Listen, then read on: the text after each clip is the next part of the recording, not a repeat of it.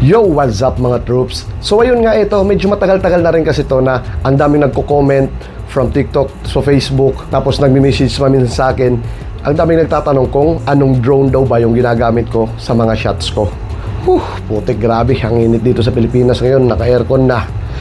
Tagos pa rin ang init, pawis na pawis pa rin. So ito nga mga troops, ayoko kasing sagutin to dati kasi parang nakakanahihiya ako kasi baka isipin ng mga tao na for bragging lang ako. But since ang daming nagtatanong ngayon kasi gusto mong patulong mag-decide kung aling drone ang kukunin nila at kung hindi ba daw nakakakaba magpalipad ng unang beses. So ito mga troops, sa mga nagtatanong kung ano nga yung drone ko, bali meron ako ditong dalawang drone. Ito yung first ever drone ko, DJI Neo. Tapos second drone ko, DJI Mini 4 Pro. Papakita ko sa inyo ang pagkakaiba ng mga footage nito. Kaya tara, let's go mga troops. Ayun nga mga troops, ito yung unang drone ko, yung DJI Neo. Ito rin yung pinakaunang lipad niya.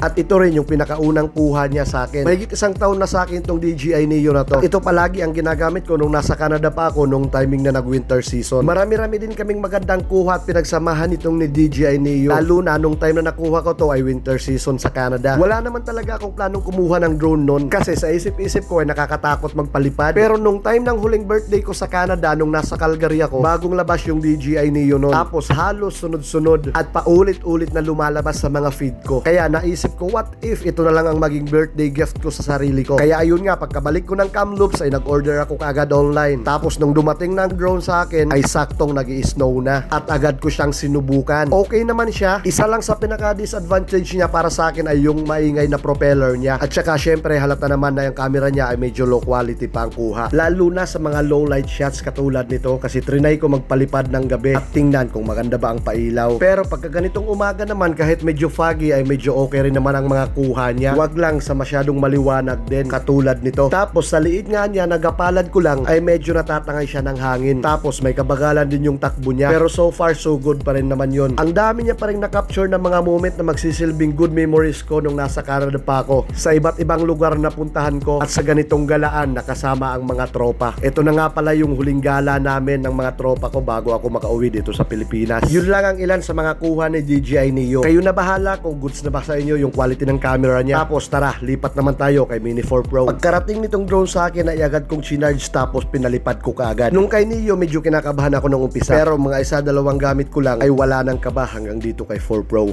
Mahangin pa naman pero okay lang yan. Kaya yan yung 4 Pro.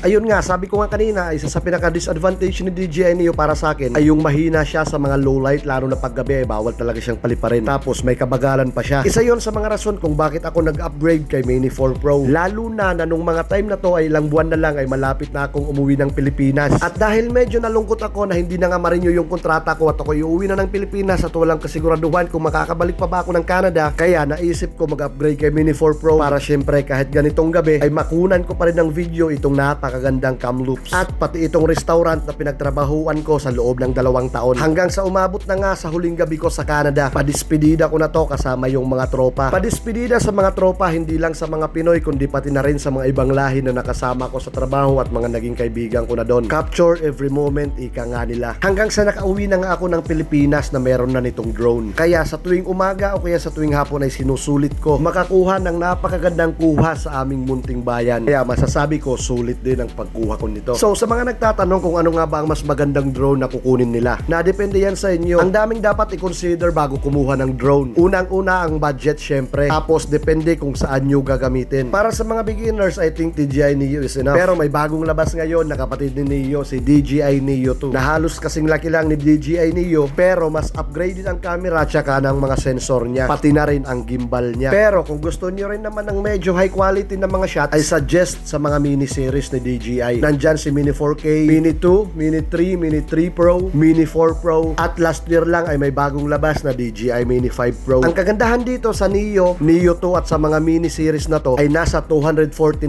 grams pababa lang ang timbang niya, which offers major advantage of bypassing registration requirements in some other regions. Take note, just some regions, not all regions. Kaya hindi lang dapat basta-basta palipad ng palipad. Aralin din ang rules. Pagdating pa lang ng drone sa inyo ay may mababasa na rin kayo na ibang mga rules. Tapos mismo sa controller nyo ay may lalabas din kung pwede bang magpalipad o hindi. Pero much better kumuha na rin kayo ng mga drone pilot license. Marami na rin nag-o-offer niyan dito sa Pilipinas. Always be a responsible drone pilot. Huwag puro palipad ng palipad lang basta-basta. Sa mga nagtatanong kung saan naman pwede makascore, mga legit seller ng mga drone, ilalagay ko sa caption at comment section yung link. Hindi lang drones ang meron sila. Meron din silang iba't ibang gadget. O siya, yun lang muna mga troops. Hanggang dito lang muna. Salamat sa panonood. See you sa next video. Thank you. Have a good one.